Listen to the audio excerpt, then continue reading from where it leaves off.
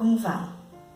Que bom estar aqui novamente para a gente conversar sobre psicologia, constelação familiar e sobre a vida. E hoje quero dar prosseguimento àquele assunto que eu comecei no último vídeo, que é o como não carregar tantos pesos vida afora.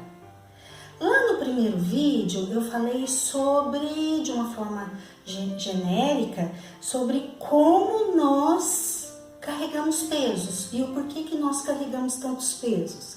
Então eu finalizei lá com essa imagem aqui, que os nossos traumas biográficos e os nossos traumas sistêmicos, eles tornam a vida mais pesada. Eu dei um exemplo no finalzinho do vídeo, no meu contexto de psicóloga, em que, por exemplo, eu atendo uma pessoa pela primeira vez. E aí, parece que foi tudo normal, um atendimento excelente, a pessoa marca a sessão para a semana seguinte. Só que no outro dia, a pessoa manda uma mensagem explicando: Inês, eu não vou dar prosseguimento ao tratamento por isso, obrigada. Então, a pessoa ela é muito correta na explicação dela, porém, isso pode acionar aqui dentro de mim, no meu inconsciente, se eu tenho um trauma biográfico ou sistêmico relacionado a pouco valor, me sentir pouco valorizada, isso pode me tirar aqui da minha situação de adulta, cuidando da vida, e me colocar aqui numa situação infantil porque acionou um trauma meu.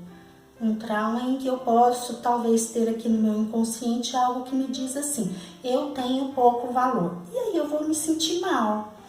E isso vai ser o que eu estou chamando aqui de peso, que a gente carrega a vida afora. Bom, eu dei aqui só um exemplo de como que algo no atual, no dia a dia, no presente, pode acontecer e acionar os traumas, seja sistêmico ou biográfico. Então vamos prosseguir. E agora vamos começar olhando o que fazer com tudo isso. Como tornar a vida mais leve?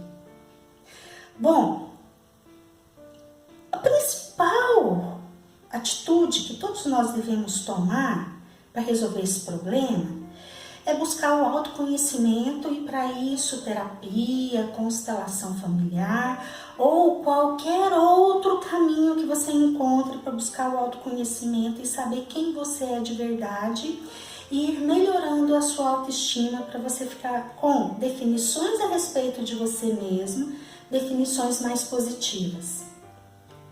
Bom, isso é básico, tá?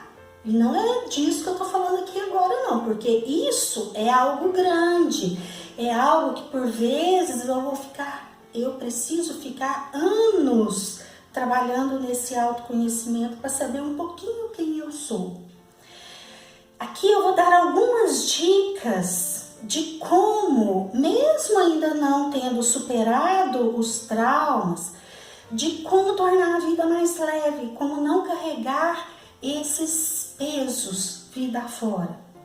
Bom, um primeiro passo é saber disso aqui. Se acionou alguma coisa aqui dentro de mim, então o problema não é o outro, o problema sou eu. O problema é entre aspas, tá? Então, aquilo que eu preciso olhar está em mim, não está no outro. Porque geralmente a gente fica muito focado em, como eu costumo brincar, em tacar pedra no outro, na hora que algo dói aqui em mim. Opa, primeiro passo é olhar para isso e entender que se algo dói aqui dentro de mim, o outro foi só instrumento para me mostrar algo que eu preciso conhecer e resolver de uma forma melhor aqui dentro de mim, tá? Bom, então o primeiro passo é entender isso e parar de tacar pedra nos outros. Eu sei que quando um trauma na nossa criança é acionado, eu sei que dói. A gente fica com raiva, ou a gente fica muito triste, ou com medo, ou qualquer outra emoção difícil e que fica pesado. Sim, é difícil.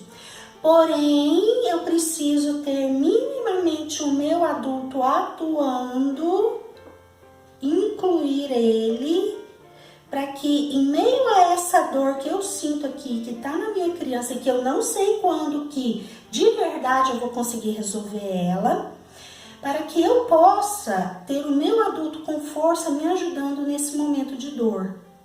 E o primeiro passo é entender que quando o outro vem na minha vida e aciona um trauma que já existia anteriormente, esse outro, ele tá ali só como um instrumento da vida para me mostrar algo.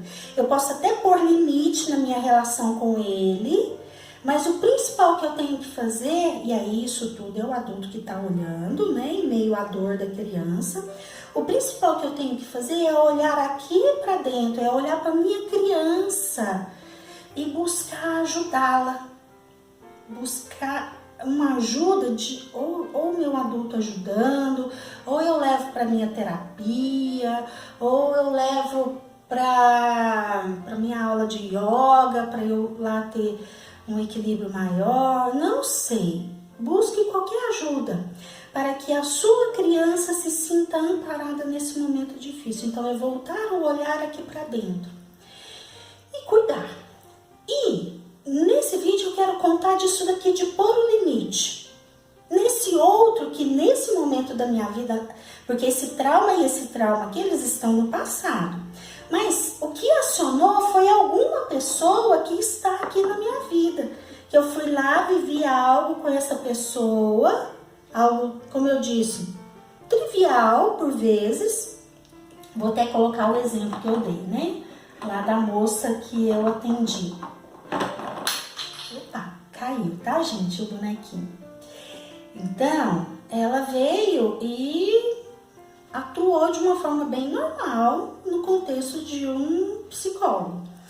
Mas isso acionou em mim algo da minha criança e o meu adulto ficou excluído.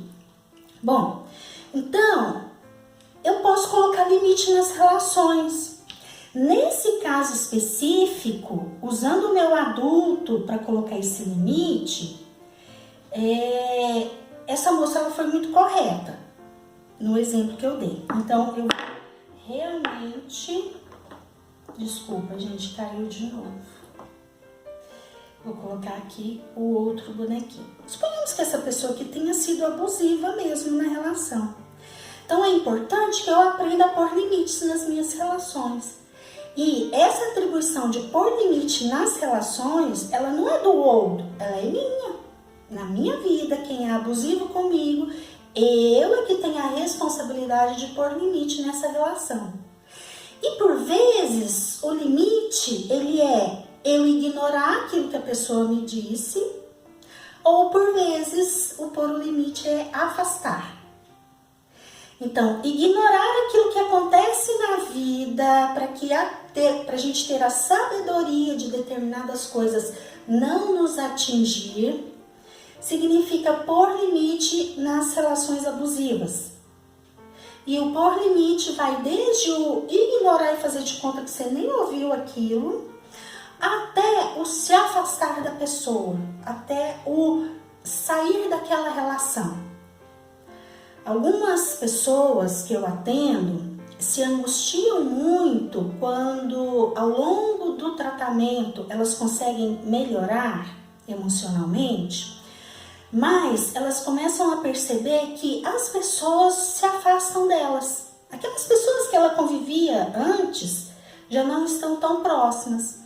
E aí, o argumento que eu uso é assim: olha, é porque essas pessoas não topam viver com alguém saudável. Vamos olhar o que você fez. Vamos analisar. Olha só como foi saudável. Então, a sua amiga não topa essa proposta nova que você está fazendo de ter um relacionamento saudável. Então, ela tem o direito de se afastar. Assim como eu, quando eu estou num relacionamento com alguém abusivo e eu preciso pôr limite para que eu tenha saúde emocional, eu também tenho o direito de me afastar de determinadas pessoas. Ok? Então eu gostaria de deixar essa reflexão com vocês, que Para a gente não sair carregando pesos vida fora, eu preciso colocar limites nas minhas relações com o outro. Esse limite, por vezes, é só ignorar aquilo que o outro me fez ou me disse, mas por vezes é me afastar da relação também. Porque algumas pessoas são muito tóxicas. E se eu ficar perto, vai me machucar, vai me contaminar. Aí não tem saúde emocional que suporte isso, ok? Espero ter contribuído. Vai ter um próximo vídeo falando sobre isso, dando mais dicas de como conseguir ficar mais leve na vida. E eu te convido a assistir o próximo também, tá? E esse vídeo, essas dicas que eu dei aqui, se você tiver gostado, por favor, curta.